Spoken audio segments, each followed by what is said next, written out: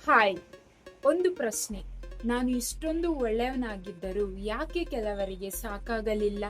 ಈ ಪ್ರಶ್ನೆ ಜೀವನದಲ್ಲಿ ಎಲ್ಲರನ್ನೂ ಒಮ್ಮೆಯಾದರೂ ಕಾಡಿರುತ್ತೆ. ನಾವು ಬದಲಾಗುತ್ತೇವೆ ಅವರಿಗೆ ಇಷ್ಟವಾಗಲೆಂದು. ನಾವು ಮೌನವಾಗುತ್ತೇವೆ ಅವರಿಗೆ ನೋವಾಗಬಾರದೆಂದು.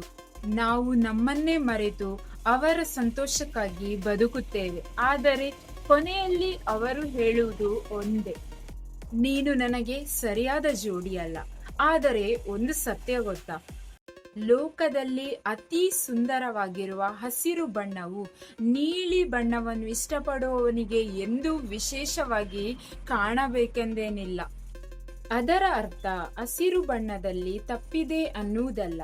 ಅವರಿಗೆ ಇಷ್ಟವಾದ ಬಣ್ಣ ಬೇರೆ ಹಾಗೆಯೇ ಪ್ರತಿಯೊಬ್ಬರು ನಿನ್ನನ್ನು ಆಯ್ಕೆ ಮಾಡುವುದಿಲ್ಲ. ಅದರಿಂದ ನೀನು ಕಡಿಮೆ ಆಗುವುದಿಲ್ಲ.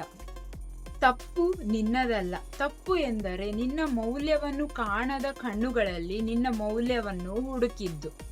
ಒಂದು ದಿನ ನಿನ್ನನ್ನು ನೀನು ಇದ್ದ ಹಾಗೆ ಪ್ರೀತಿಸುವ ಒಬ್ಬ ವ್ಯಕ್ತಿ ಬರುತ್ತಾನೆ. ನೀನು ಬದಲಾಗಬೇಕೆಂದೇನಿಲ್ಲ. ನೀನು ಹೇಗಿದ್ದೀಯೋ ಹಾಗೆಯೇ ನಿನ್ನನ್ನು ಅಮೂಲ್ಯ ಎಂದು ನೋಡುವವನು. ಆ ದಿನ ನಿನಗೆ ಅರ್ಥವಾಗುತ್ತದೆ, ನಾನು ಸಾಕಾಗಿಲ್ಲ ಎನ್ನುವುದು ಸುಳ್ಳು.